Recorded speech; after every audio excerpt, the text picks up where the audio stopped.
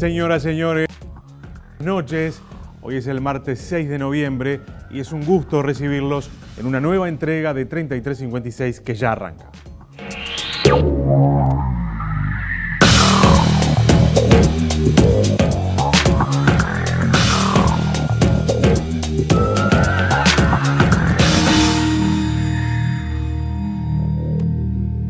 En unos días en nuestro país se va a desarrollar el Mundial Sub-17 de fútbol femenino.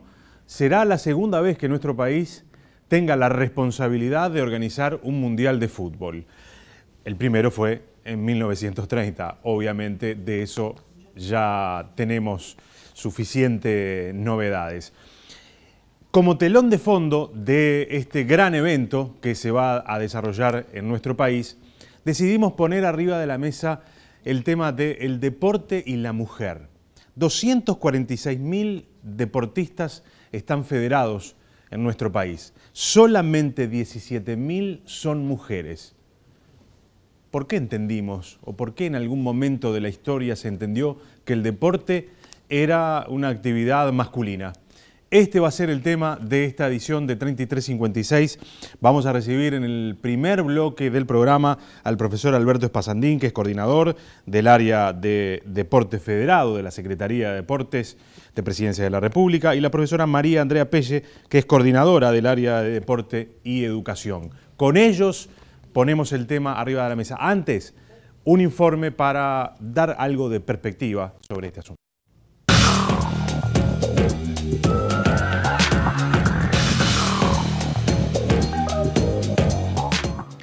Hola, soy Diego Forlán y los invito a apoyar el Mundial Femenino Sub-17 que se va a desarrollar en Uruguay. Demostremos que es el mismo juego, la misma emoción. El mismo juego, la misma emoción, dice el anuncio que promociona el Mundial Sub-17, que se disputará en Uruguay a partir del próximo 13 de noviembre. Se trata del segundo juego mundial que organiza nuestro país en la historia de los mundiales y será disputado por mujeres. El primero de ellos fue el de 1930.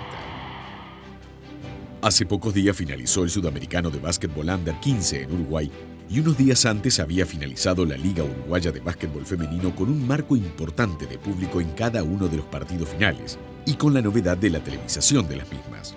Hablamos de dos deportes históricamente considerados masculinos y que, si bien en los últimos años han ido generando y promoviendo instancias para la participación de las mujeres, siguen mostrando grandes inequidades de género en el acceso a la práctica de los mismos que se acrecientan si los observamos teniendo en cuenta la profesionalización de la participación. En Uruguay existen unos 246.000 deportistas federados, de los cuales alrededor de 17.000 son mujeres, según los datos recabados por la Secretaría Nacional de Deportes entre las diferentes federaciones deportivas y sobre un abanico de determinadas competencias.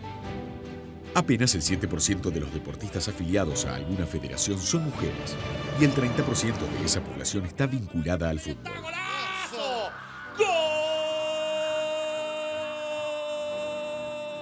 Uno de los inconvenientes con los que se ha encontrado la Secretaría Nacional de Deportes es la falta de datos históricos que permiten elaborar estadísticas.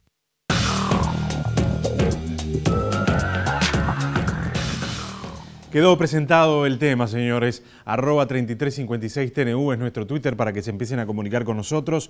Y esta será una semana particular porque va a estar atravesado 3356 en sus dos ediciones, hoy y el viernes que viene, por temas vinculados al género. Así que ya los invito para el próximo viernes. Acoso callejero va a ser el tema del viernes que viene. Pero hoy nos vamos a centrar en este tema, el deporte y las mujeres. Hacemos la primera pausa y ya venimos.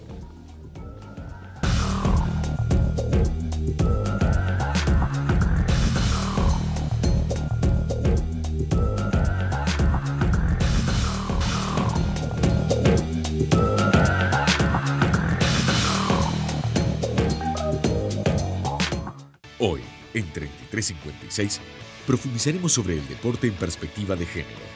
Hablaremos sobre las dificultades con las que se encuentran aquellas mujeres que intentan desarrollarse deportivamente de forma profesional en algunas disciplinas históricamente consideradas masculinas y revisaremos las políticas estatales en esta materia.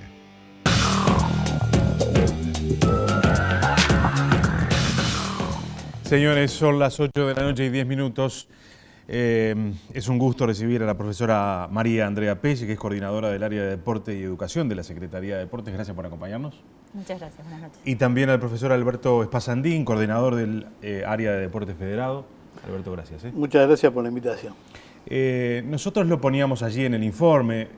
De alguna manera los números son muy elocuentes, hablan de un fenómeno, el del deporte, muy masculinizado.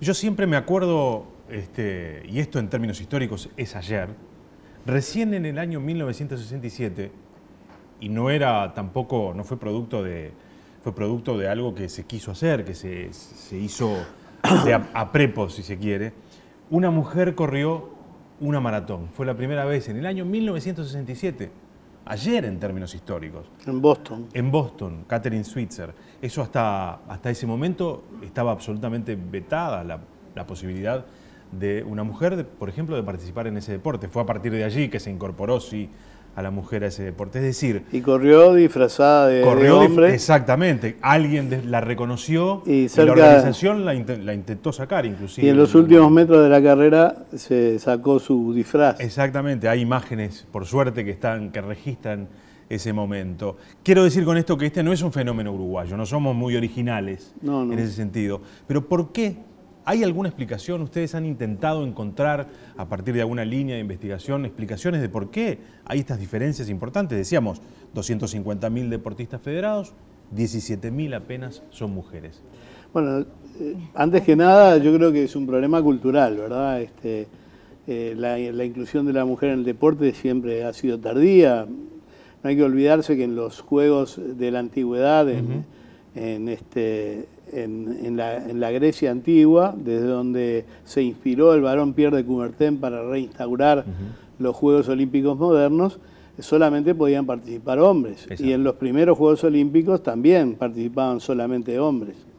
Yo creo que hay un fenómeno cultural que a los latinos, incluyo a todos los europeos latinos también, creo que les ha costado más revertir. Yo creo que en Latinoamérica el porcentaje de mujeres federadas es bajo.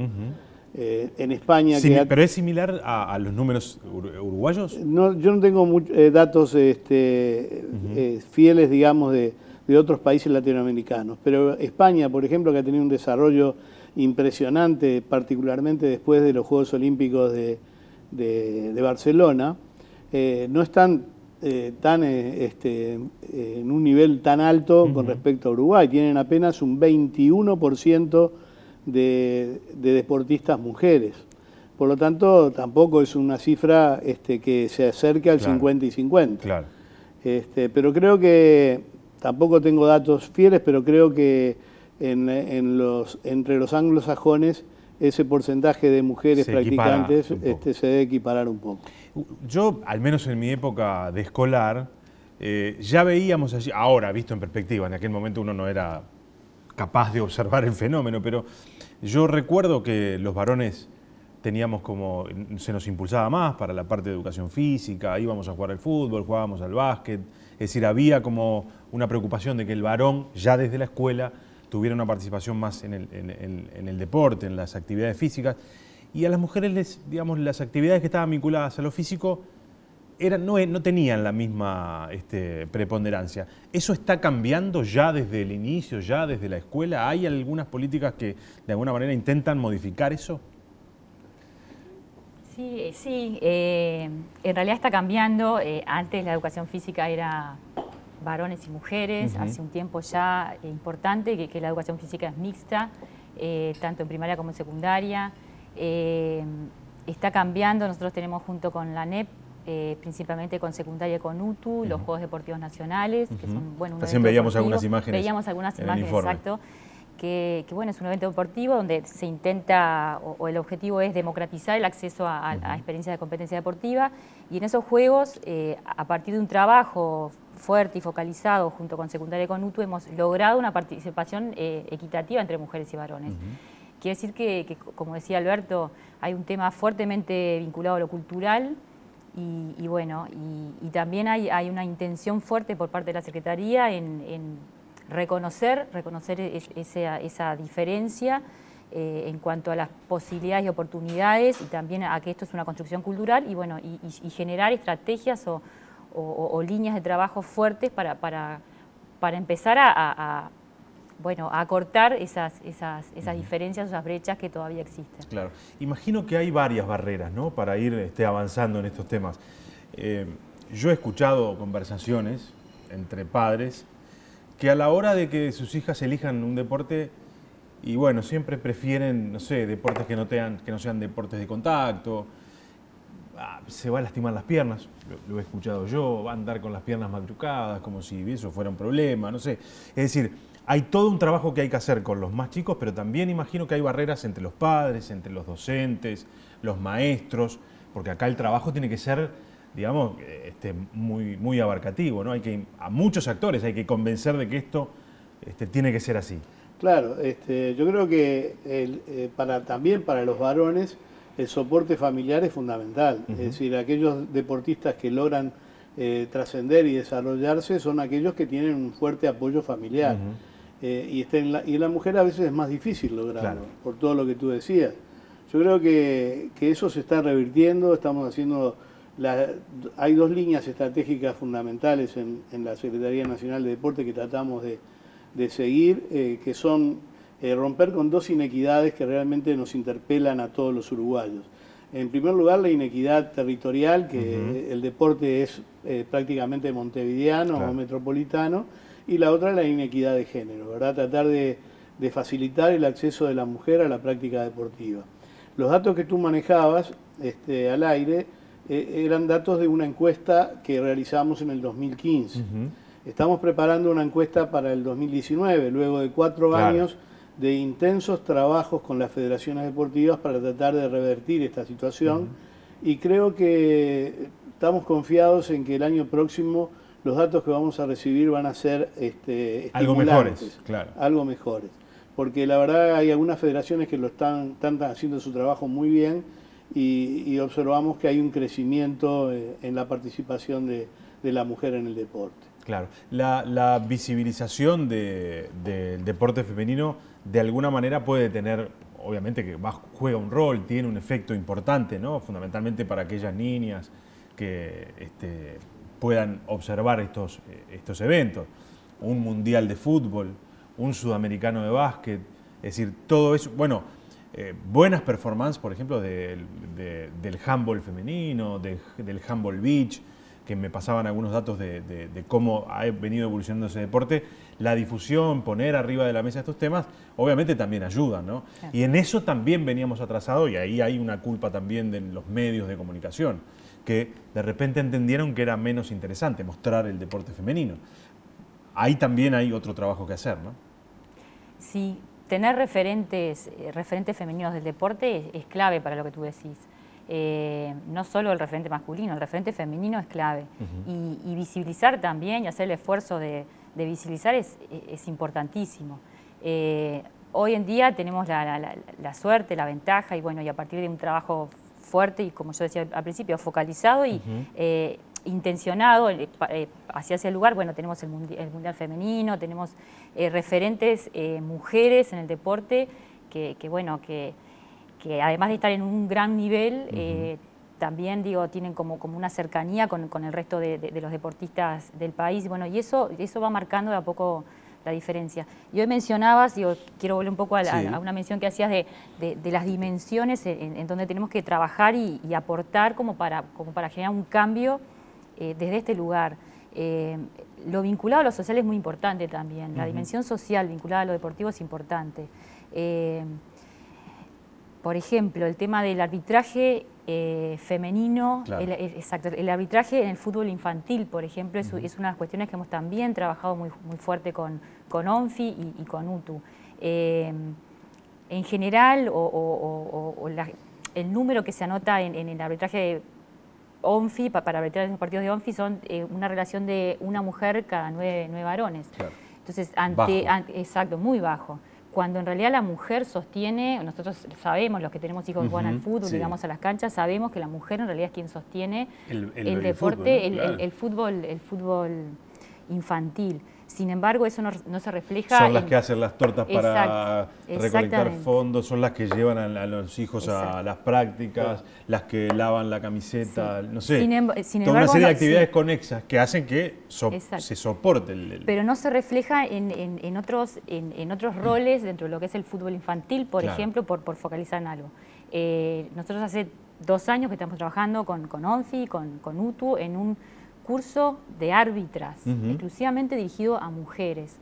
Que costó un poco romper esa lógica de decir, bueno, un curso solo para mujeres, bueno, es necesario, cuando en realidad hay una diferencia tan grande y hay una equidad que es tan profunda, es necesario generar como estrategias bien focalizadas y que rompan con esas lógicas culturales muy arraigadas. Entonces, bueno, llevamos hasta el momento 8 cursos en distintos puntos del país con el 100% de los cupos completos, es más, hasta lista de espera. Quiere decir que, bueno, que es algo que es necesario, que era esperado y que la mujer, cuando tiene la oportunidad, la aprovecha. Y cuando hablamos de oportunidad, mujeres ajustado a la mujer, no vale cualquier curso. Es un curso que tiene que ser ajustado en horarios, ajustado en tiempos, porque, bueno, la mujer en general sigue sosteniendo a su familia, tiene sus hijos, tiene sus dinámicas.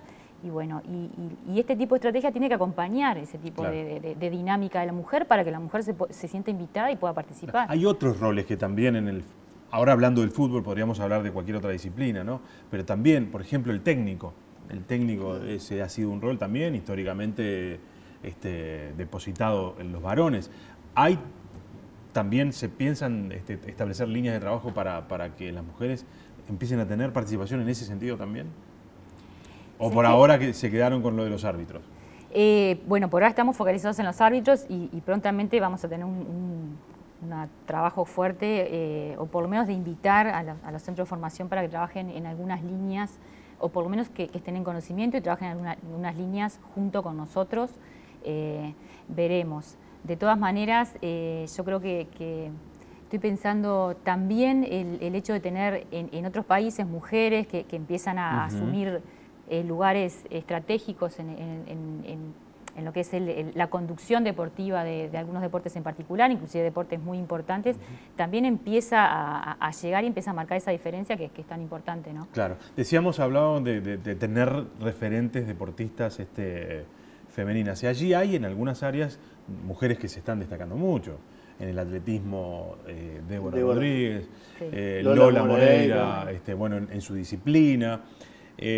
Pero falta todavía María Pía Fernández. María Pía Fernández también en atletismo, en otra disciplina diferente a la de Débora, pero falta todavía visibilizar más a las mujeres, ¿no? Claro que sí. Yo creo que nosotros que trabajamos con las federaciones deportivas, hablamos con ellos de que la inclusión de la mujer es una materia de justicia y de equidad de género, ¿verdad? Una exigencia hoy en día que estamos hablando de tanto de los derechos, pensamos que es justo que la mujer tenga acceso al deporte.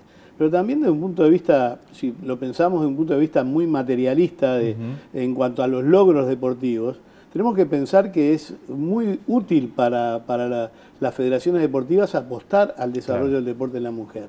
Y siempre ponemos de ejemplo que en los últimos Juegos Panamericanos de Toronto en 2015 se obtuvieron 5 medallas, de las cuales 3 fueron obtenidas por mujeres. Es decir, por ese apenas 7% de mujeres federadas, del total de deportistas federados, obtuvo 3 medallas contra 2 de los varones. Quiere decir de que también apostar por la mujer puede significar para las distintas federaciones deportivas una oportunidad de alcanzar logros importantes en materia internacional. Ahora, y acá quiero introducir un asunto que es complejo porque también lo es para el mundo de los varones. La falta de profesionalización de algunos deportes hacen que sea muy complejo competir, participar, porque muchos deportistas tienen que hacer otras actividades además de practicar sus deportes. Esto, si además le agregamos la condición de ser mujer en una sociedad que todavía viene avanzando, pero que todavía tiene muchas cosas para mejorar, debe ser todavía más complicado. Deporte que no es profesional, que por lo tanto no permite que se viva de él, y además hay que trabajar y, bueno, como decías, gran parte de las mujeres siguen siendo el sostén en la casa, ¿no? O sea que ahí hay un trabajo todavía más complejo que hacer que para el mundo de los varones. Yo creo que en el deporte, los deportistas nos iniciamos en el deporte no pensando en que vamos a ganar dinero, que vamos a vivir del deporte, sino que lo hacemos por pasión, por el gusto, por la satisfacción de la práctica del deporte. Por eso a veces somos un poco contrarios a hablar del sacrificio del deportista, porque realmente hacemos lo que nos gusta hacer, practicamos el deporte porque nos gusta, disfrutamos de hacerlo, y por lo tanto no creemos que usar ese recurso, digamos, como una excusa sea bueno. Es decir, tenemos que plantearnos siempre metas altas, independientemente de las condiciones con las que practiquemos. Obviamente, lo que pasa es que hay un punto en el cual para mejorar, si hablamos de deportes individuales, por ejemplo, hay que dar un salto cualitativo en el entrenamiento, y eso requiere recursos, ¿no? Sí, hay un momento en que para alcanzar unas determinadas posiciones a nivel internacional se necesitan recursos, se necesita dedicación prácticamente prioritaria hacia el deporte. Es decir, los grandes deportistas no quiere decir que solamente practiquen deporte, pueden perfectamente compartir el estudio con el deporte, pero sí toda su vida debe estar girando alrededor del deporte. Es decir, hay que facilitarle los estudios para que puedan acceder a los mismos, y en ese aspecto Andrea puede mostrar varias de las cosas que se han hecho desde la Secretaría Nacional del Deporte para incentivar y evitar que el deportista de alto rendimiento tenga que abandonar los estudios para practicar. Claro, sí, en realidad lo que ustedes decían, hay que acompañar al deportista y hay que tratar de facilitarle su vida deportiva con el resto de su vida, como vinculado a proyecciones como más personales, más a largo plazo. Y el estudio es un tema que ha sido limitante en algunos momentos para continuar haciendo deporte. Claro. Ha sido una limitante. Y al revés, ha sido una limitante del desarrollo personal también. Si bien el deporte brinda un desarrollo personal interesantísimo y muy importante, intentar compatibilizar los dos aspectos que hacen al desarrollo de la persona son importantes. Y en algunos momentos son como clave para decisiones. Entonces, si nosotros también como Secretaría y como Estado en general, en vínculo con los organismos de la educación, es decir, en vínculo fuerte con la ANEP, trabajamos juntos, visibilizando al deportista en el sistema educativo, generando estrategias que lo contemplen y que lo acompañen en su trayectoria, no solo deportiva, sino también educativa, para compatibilizar las dos y para lograr que ese deportista no tenga que elegir entre hacer deporte y estudiar, sino que pueda realizar las dos y se sienta como satisfecho y logre destacarse en las dos. Bueno, eso es un aporte relevante e importante, y es un aporte que sinceramente, muchas veces es determinante en la decisión sobre todo de los jóvenes. ¿Sigo haciendo deporte o sigo estudiando? Y en nuestro mundo no es menor esa decisión. Entonces, si nosotros podemos generar estas estrategias como las tenemos, me parece que desde ese lugar hemos dado como un salto muy importante. En un trabajo muy articulado con la ANEP, con distintos actores, con distintos sectores sectoriales, sobre todo la integración educativa del CODICEN, y con los desconcentrados, sobre todo con secundaria y UTU, que es la educación media, es donde tenemos la mayor cantidad de 50.000 deportistas. Tenemos en este censo que hizo el área federada, 50.000 deportistas entre 12 y 19 años. Es un número importante, es un número interesante como para hacerlos visibles, generar estas estrategias. Y además, y más teniendo en cuenta algunos números que ya entre los adultos, ¿no? El tema del sedentarismo, que tiene mucha incidencia en la población adulta, construir jóvenes que tengan conductas muy vinculadas, muy cercanas a la práctica del deporte, y es probable que genere adultos que también lo tengan, ¿no? Y que cuando lleguemos a la edad adulta continuemos con la práctica deportiva. Y viceversa, ¿no? Porque hasta ahora nos hemos centrado mucho, con el deporte competitivo, pero hay un aspecto del deporte que es recreativo, social, que es muy importante, ¿no? Sí, te decía viceversa, si tenemos niños y jóvenes sedentarios, lo que nos espera son adultos sedentarios. Sí, exacto, exactamente. O sea que creo que en ese aspecto es muy importante. Destacaba lo que dice Andrea, porque hay proyectos como entreno y estudio de deportistas que tienen que estar mucho tiempo en el exterior, el caso de Lola Moreira, el caso Santiago Urrutia, el automovilista, que han continuado, han retomado sus estudios y han podido, en el caso de Lola, culminar sus estudios de bachillerato, a pesar de que está mucho tiempo en el afuera, exterior compitiendo, ¿verdad? Claro. O sea que ese tipo de cosas son cosas concretas que han sido aportes significativos para la participación de deportistas, tanto mujeres como varones. Andrea, Alberto, gracias a los dos por habernos acompañado, realmente un gusto. Y bueno, después en el próximo bloque, después de la pausa, vamos a estar conversando con Valentina Prego, que es presidenta del fútbol femenino. Tiene sobre sus espaldas la organización del Mundial de Fútbol que se va a realizar en unos días nomás, el 13 que arranca, ¿no? El 13... Sí, el martes, ¿no? El 13, ¿no? Sí, así, bueno, ahora, en unos días. Sí, allá. Valentina está así con el teléfono, me imagino lo que debe ser la logística de esto que se viene. Y con Juliana Di Barbure, que es integrante de la Selección Mayor Femenina de Básquet. También con ella vamos a hablar dos perspectivas distintas, desde la dirigencia, digamos, y desde el deporte efectivo. Dos mujeres que nos van a estar contando su experiencia. Gracias a los dos por habernos acompañado. Gracias. Pausa y venimos.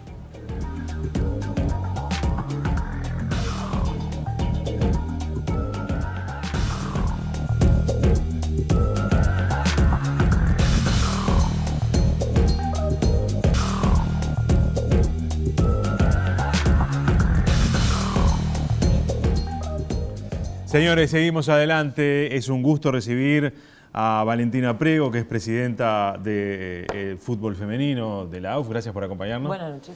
Que ya sabemos que está complicadita con esto que se viene. Juliana Di Barbure es integrante de la Selección Mayor Femenina de Básquet, es campeona de la Liga Uruguaya de Básquetbol.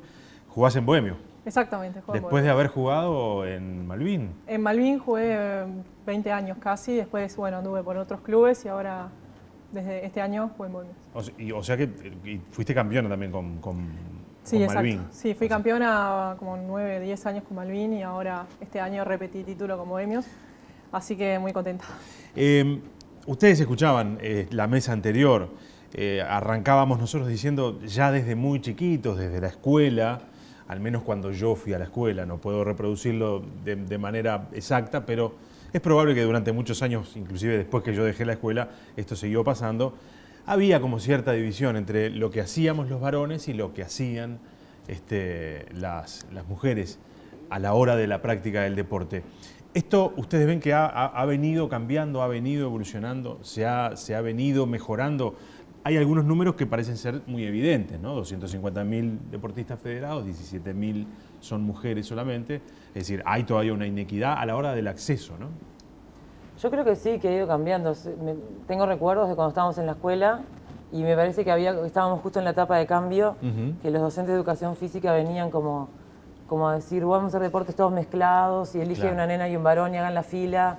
Pero era algo como novedoso, como que no necesariamente era algo general. Y estoy segura que la generación que ahora tiene, no sé, 5 o 6 años lo está viviendo de otra manera. Es como una cosa que se fue dando, es algo cultural que va cambiando, se va estudiando, se va dando solo. No sé, es la impresión que tengo, pero todavía queda algún vestigio como del rol que tiene que ocupar la mujer, que no sé si está todavía saldado en la sociedad. Pero también hay otras cosas que en esos números de los porcentajes debería profundizarse un poco más, que es el lugar que puede ocupar el deporte o la actividad física en la vida de una mujer, que capaz que no es necesariamente el mismo que ocupa para un varón, como algo que estaría bueno analizar, porque ese porcentaje es de la cantidad de mujeres que hacen deporte federado. Pero también hay muchas mujeres que hacen deporte no federado, que salen a correr o que hacen gimnasio o lo que sea. Como que también estaría bueno hincarle un poco el diente y pensar qué lugar ocupa el deporte en la vida de una mujer y qué lugar ocupa el deporte en la vida de un varón para poder compararlo. Que no significa que haya que seguir trabajando para que las mujeres que quieran hacer deporte federado tengan la oportunidad de hacerlo. Bueno, con respecto a esto que decís, y es muy interesante, quienes salimos a correr habitualmente y bueno, y hace algunos años nos anotábamos en algunas carreras y uno veía que el público, los que participábamos, éramos mayoritariamente varones. Eso en los últimos 3, 4, 5 años se ha modificado dramáticamente.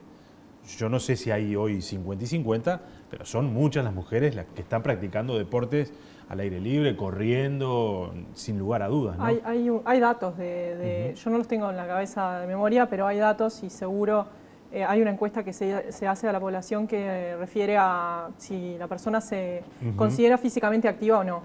Y ahí está segmentado también por edades. Y sé que las mujeres en edad de, creo que es 21 a 30 y de 31 a 40, está bastante parejo con los hombres en la cantidad de mujeres que se considera físicamente activa. Creo que es un 41% de las mujeres, 47% de los hombres, una cosa así.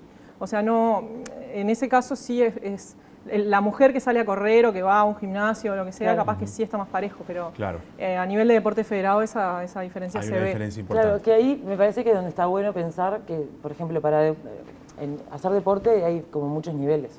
Claro. Pero cuando vos elegís, o la persona que elige dedicarse a un deporte, federarse, ficharse, que lo cual implica entrenar 3, 4, 5 veces por semana, tener disponibilidad de tiempo para ir a un partido un domingo, un sábado, es una elección que afecta al modo de vida, que de repente ahí es donde capaz que todavía están las condiciones de inequidad más claras, porque ahí es donde tenés que tener tiempo disponible para poder hacerlo, para lo cual, si no te pagan por hacerlo, por ejemplo, o sea, si una jugadora de cualquier deporte no recibe un salario por hacerlo, tiene menor cantidad de tiempo que un varón para al cual sí le pagan. Es una cuestión, ahí es donde capaz que hay condiciones de diferencia para poder dedicarse a ser un deportista federado del deporte que elijan. No es tanto por la práctica del deporte en sí, sino por el lugar que puede ocupar en la vida de esa persona.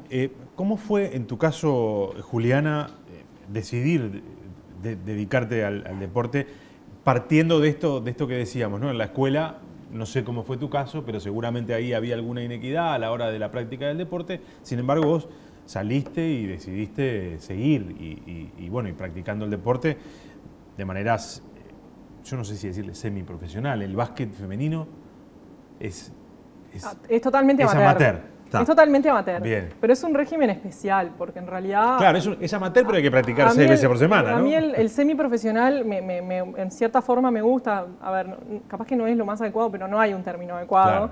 Pero sí, yo me comparo con gente que juega en la liga universitaria, que es totalmente amateur y entrenan 2 veces por semana. Y no pueden creer que nosotras vamos 4 veces, entrenamos 2 horas, hacemos físico, pesas, no sé qué, jugás los domingos, los sábados, lo que sea. No lo pueden creer. Y es una dedicación horaria y de tu vida, como decís vos, que es impresionante. En realidad, yo toda la vida, a ver, mi papá jugaba al básquetbol, toda la vida viví viendo básquetbol y eran así, en mi casa se hablaba mucho del tema, íbamos a la cancha y a mí me encanta y siempre me gustó, me apasionó mucho y realmente me cuestioné un montón de veces por qué seguir, pero no lo puedo dejar. No lo puedo dejar, o sea, me encanta, es mi vida y hoy en día ya ni intento dejarlo, es como que bueno, tengo 29, voy a seguir jugando hasta que pueda, por suerte no hay muchas jugadoras altas acá, así que tengo todavía posibilidades, pero bueno, a ver, es mi pasión y si me hubiese podido dedicar a esto de manera más profesional lo habría hecho. Obviamente, por todo lo que estamos hablando, no lo pude hacer, o sea, tengo mi carrera, soy ingeniera química, trabajo 9 horas como cualquier otra persona y además juego y bueno, ahora estoy empezando también a ser entrenadora, fui periodista, o sea, hice de todos los roles un poco, porque bueno, también acá ¿Hay espacio para transformarte, cambiar de rol mañana que te salís de la cancha, digamos, y ser entrenador? Y de repente ser entrenador y no necesariamente solo del básquet femenino. Yo estoy trabajando con varones. Yo trabajé, o sea, ahora estoy trabajando en Club Tabaré, tengo niños de 5 a 8 años, que ahora vengo de la clase, saludos a todos mis alumnos que los acabo de ver. No, y después soy entrenadora del universitario, que el equipo que compite en la liga universitaria. y fui asistente en el Metro, que es el torneo profesional de segunda división, ¿no? Entonces, ahí creo que, no sé, o sea, yo no conozco los datos, pero estimamos que fui la primera asistente mujer de un equipo profesional y también eso es un poco empezar a romper barreras. Pero sí, sin duda que hay campo y, a ver, a mí, como les decía, le dediqué mi vida al básquetbol y nunca tuve no, porque sos mujer o pero no. O sea, nadie realmente. En tu casa la gente al revés, te respeta un montón. Pero además en tu casa vos tenías una contención e inclusive seguramente te fueron empujando. Sí, totalmente, totalmente.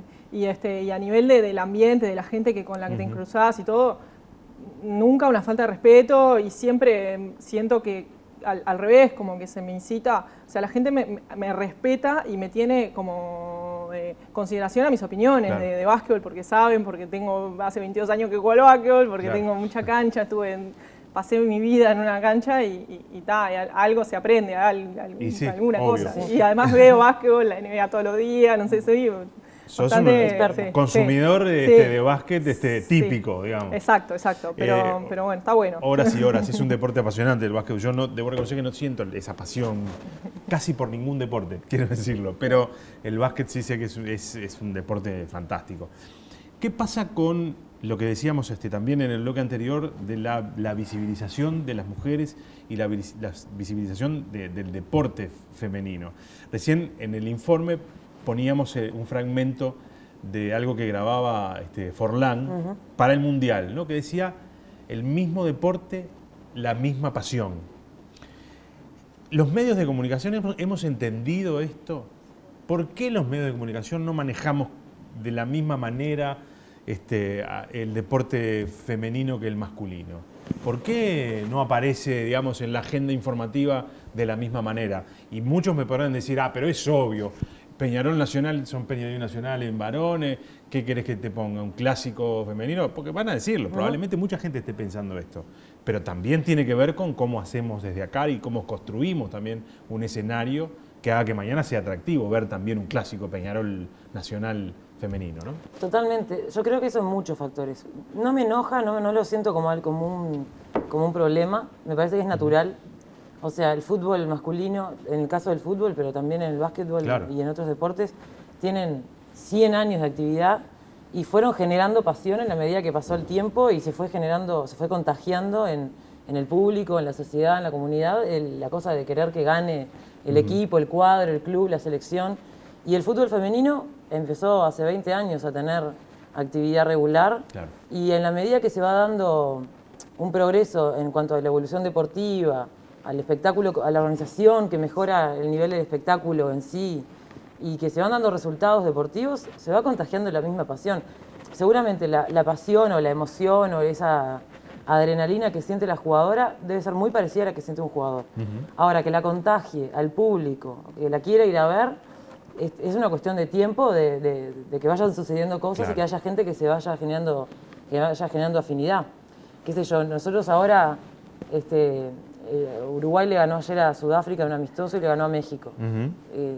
Eso fue contagiando y la gente va como queriendo, le ganamos, va sintiendo ese sentido de pertenencia con la selección en la medida que van pasando cosas y las quiere acompañar, las quiere apoyar y estoy segura que durante el Mundial también van a querer ir a la cancha y decir, queremos que ganen, estamos ahí.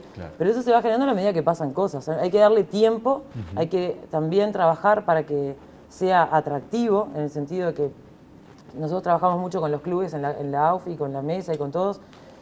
Hace unos años, no hace tantos, 3 o 4 años, 5 máximo, pasaba que se fijaban los partidos y de repente se tenían que suspender porque el árbitro no llegaba. O porque la seguridad que era exigida por los árbitros no llegaba, entonces se suspendía. O la cancha estaba en tan mal estado, o el canchero decidía no empezar la cancha en el momento. Cosas que hacían que a la organización de ese evento en sí misma estaba demasiado, tal vez, como atada como con alambre, todavía sigue, pero ha ido como solidificándose, armándose un equipo de trabajo de delegados que lo sostienen, que dedican muchísimas horas, y eso va haciendo que sea posible armar un calendario, difundirlo, porque también yo pienso, ¿cómo vamos a pensaba hace un tiempo? Claro, ¿cómo difundo algo que no sé si va a pasar? No sé si va, que invito, van 10 personas, pero llegan a hacer el partido, me muero.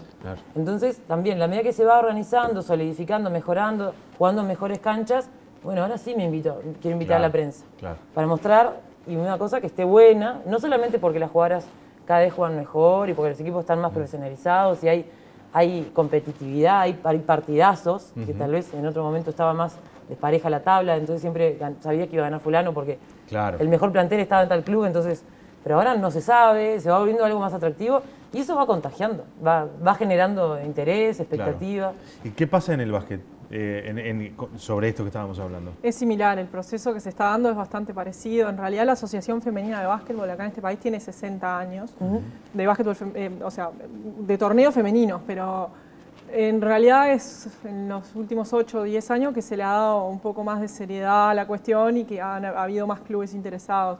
A nivel de selecciones... ¿Cuántos clubes participan habitualmente de los campeonatos de la liga, por ejemplo? Exacto. Este año en la liga mayor hubo 9 equipos, ¿no? Lo que pasaba también hace unos años es que había gran disparidad y el producto no era en sí tan vendible, ¿no? Hoy en día ya hay 4 o 5 equipos parejos de que vienen trabajando bien y que tienen muchas formativas. Nosotros en Bohemio salimos campeonas con 3 jugadoras de 15 años, 16. Entonces, son niñas que están empezando a crecer y que están, o sea, que habla bien del trabajo de los clubes en los últimos años. Este año hubo 15 clubes participando en torneos femeninos, el año pasado había 12, o sea, tanto en mayores como en las categorías formativas que también han ido en aumento. Este año hubo torneo U19, U15 y U13, el año pasado había solo U14 y U18, o sea, de a poquito va empezando a crecer la competencia, pero el producto está siendo más vendible. Se vio en las finales de la liga que realmente este año fueron las segundas televisadas, el año pasado fueron las primeras, pero este año no cabía un alfiler ni en el gimnasio de Malvin ni en el gimnasio de Bohemios. Bueno, eso quería preguntarte justamente. ¿Va la gente? Exacto. Yo conozco gente que me dijo en las finales o sea, que quedaron afuera. Que escuchaban llamados de no vengan porque quedan afuera. Dice que en la tercera final fueron 3. Nosotros perdimos la primera en Bohemios, jugamos la segunda en Malvin y la tercera en Bohemios. Que la segunda y la tercera las ganamos nosotros, por eso salimos campeonas. Dicen que la tercera en Bohemios había gente en la cantina que estaba llena de gente y afuera los camiones de Tenfield abrieron la puerta para dejar que vieran la pantalla la gente que estaba afuera. O sea, era una cosa insólita y que hace 10 años era impensada porque nos iba a ver nuestra familia y hasta por ahí nomás. Se ha ido creciendo y de a poco la prensa se ha acercado. Nosotros, la verdad que la difusión que tuvimos luego de salir campeona fue impresionante. Salimos en un montón de lugares. A mí me broman que soy la fama y mentira, pero bueno, hemos tenido... Bueno, pero que tiene que ver con esto, claro, tiene que ver con lo que decíamos en el bloque anterior, deportistas, referentes, exactamente. Exacto, y está bueno tener esa vidriera para que todas las niñas vean, hace unos años era normal que a mí me preguntaran, ¿hay básquetbol femenino en Uruguay? Claro. La gente me lo preguntaba, sos una demente, ¿qué haces? O sea, no había una asociación de deporte colectivo femenino, handball, ¿no? Sí. Claro, sí. O hockey. Y hockey. O hockey. Increíblemente el handball, que es un deporte precioso, debería también ser mucho más practicado por los varones, aunque hay muchos varones que lo practican. En otros países es típicamente masculino, claro, eso es totalmente cultural. Es increíble. Es totalmente cultural. En España juegan más handball los varones que las mujeres. Y en Estados Unidos juegan más fútbol las mujeres que los varones. Es algo tan cultural que es difícil de pensar que alguien pueda pensar que solamente es de varones o solamente de mujeres. Exactamente. Es algo que se da. Son creencias que de a poco se empiezan a derribar un poco, porque al menos ahora está más... Yo lo veo en Tabaré, que es un club, que hay canchita de... O sea, tengo alumnos que de repente vienen de fútbol y van a piscina, y las nenas, tengo algunas nenas también que se mezclan entre los varones totalmente. Es mixto. O sea, en realidad la clase es mixta, hay veces que van niñas, en general van solo niños, pero las niñas a veces van a tenis, van a fútbol, van a básquet y están, claro, es la iniciación deportiva, o sea, son así, los niños de 5 a 8 años hacen un poco de todo hasta que después se empiezan a definir. Pero sí, las nenas, o sea, tienen la posibilidad de jugar todo ese abanico de deportes y hoy en día yo estoy viendo que realmente los padres, o sea, esa creencia que hay deportes masculinos o femeninos no está tan arraigada. Esperemos que siga así. Claro. A ver, a partir del 13 se viene el Mundial, que Uruguay, como decíamos, es la segunda vez que organiza un Mundial de fútbol. ¿Cómo viene todo? Viene bien. Estamos a pocos días y llegó ya la gente de FIFA con un equipo de más de 100 personas para ver todos los detalles y ahora, bueno, estamos en los detalles, que a veces capaz que son los más difíciles. Y bien, el estadio Charrúa está pronto, está divino.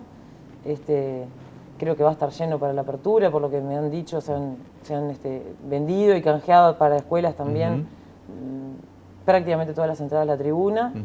Esperemos que el clima nos acompañe y se llene, se disfrute.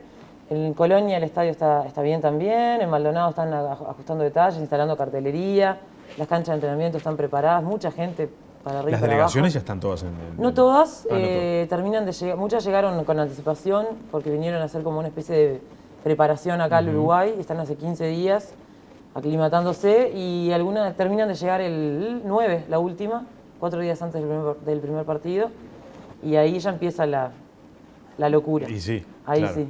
¿Y cómo visualizás que vio la sociedad esto que va a pasar y los medios? Es decir, ¿ves que hay efervescencia, que hay interés? Más allá de las entradas que se puedan vender o no, digo, ¿hay interés? ¿Sentís que la gente está interesada en esto que va a pasar? Nosotros sentimos en las últimas semanas, la verdad, como que se dio a conocer o algo pasó, porque muchas entrevistas y medios, pero también muchas escuelas, liceos, SUTU, gente escribiendo a ver cómo se consiguen las entradas, si pueden, dónde se compran. Eso habla de que bueno, hay gente que está queriendo ir, las embajadas se enteraron y también quieren ir a acompañar a los países, a sus delegaciones, claro. A sus delegaciones.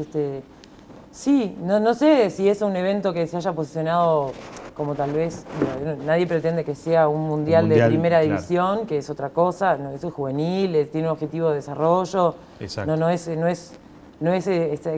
estrictamente una fiesta masiva, pero creemos que se posicionó bastante y está llegando como... Hicimos el otro día una actividad con las chicas de la selección que fueron a recorrer en el Parque Rodó, junto con la Secretaría de Deporte que las invitó, y la gente decía, sí, eso es noviembre, ¿no? O sea, estaba circulando, claro, la idea de que había un mundial. Exacto.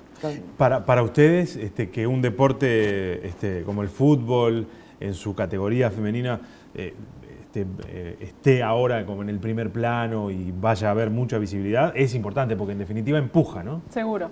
Empuja a desarraigar esas creencias de las que hablábamos hace un rato, ¿no? Yo creo que dentro del deporte femenino está bueno entre todas apoyarse, ¿no? No sé, como... ¿Hay interacción entre las federaciones o poco? No tanto como deberíamos tener, tal vez. Nosotros este año, con el motivo del Día de la Mujer, organizamos una actividad en el Centro de Entrenamiento de la Federación, que fueron deportistas de fútbol. Bueno, fue Lola Moreira y Inés Remersaro, para empezar, sí, olímpicas ellas, todas, capaz las más mediáticas de todas. Después fue futbolista, hockey, handball y rugby. Fueron a darle una charla, sobre todo orientada a las nenas de la selección que están empezando a formarse, a ver, y que vean, conozcan otras disciplinas, otros deportes. Sí. Fue muy interesante el intercambio, muy rico de ver que todas estamos un poco como que en la misma, luchando contra los mismos molinos a veces. Y en Estados Unidos existe una organización que se llama She's, que yo lo sigo en Twitter, que son muy o sea, así como basquetbolistas que van a ver fútbol, que van a ver hockey y se unen un poco para dar difusión y empuje entre unas y otras. Y es una cosa interesante que está bueno para capaz que también tenemos para crecer en ese sentido. Yo participé de un programa justamente que era de la Secretaría Nacional de Deporte en convenio con la Federación Alemana, con el Comité Olímpico Alemán, que le pusimos de nombre Ellas Juegan, que era tenía el objetivo de fomentar el fútbol femenino y promovió la creación de un curso para entrenadoras mujeres, hizo charlas por todo el país, hicimos convenios con distintas instituciones y un poco el objetivo que teníamos era en el futuro darle continuidad, pero ellas juegan en todos los deportes, o sea, sacarlo del ámbito del fútbol y poner como los deportes colectivos o como agrupar un poco como por distintas federaciones y distintas acciones como para promover la participación de la mujer en el deporte y las mujeres deportistas también. Claro, o sea que hay mucho por hacer, hay mucho por hacer, ¿no? Valentina, nada, que sea un éxito esto que va a pasar a partir del 13, sin lugar a dudas. Vamos a estar informando permanentemente de lo que allí pase. Juliana, gracias por habernos acompañado. Vas a seguir. Seguro. ¿En Bohemio? Por más que me quieren retirar, hay más de alguno que me dice, ¿y para cuándo? Y yo no. ¿Seguís en Bohemio? Sí, sigo en Bohemio. Sí, bueno. Y déjenme mandar un avisito porque me mandan acá, dice, saludá a las chicas del Beach Handball que salieron. Vicecampeonas panamericanas y en el Mundial de Rusia estuvieron entre las 10 mejores selecciones del mundo. Mirá qué bien. Las chicas del Beach Handball, así que, bueno, felicitaciones para ellas. Y en la sub-20 de fútbol playa, que salieron terceras hace poquito, las tengo que felicitar también. Fantástico. Gracias vienen los logros. Gracias por habernos acompañado. Señores, nosotros nos reencontramos con ustedes el viernes. Gracias, que tengan una buena semana.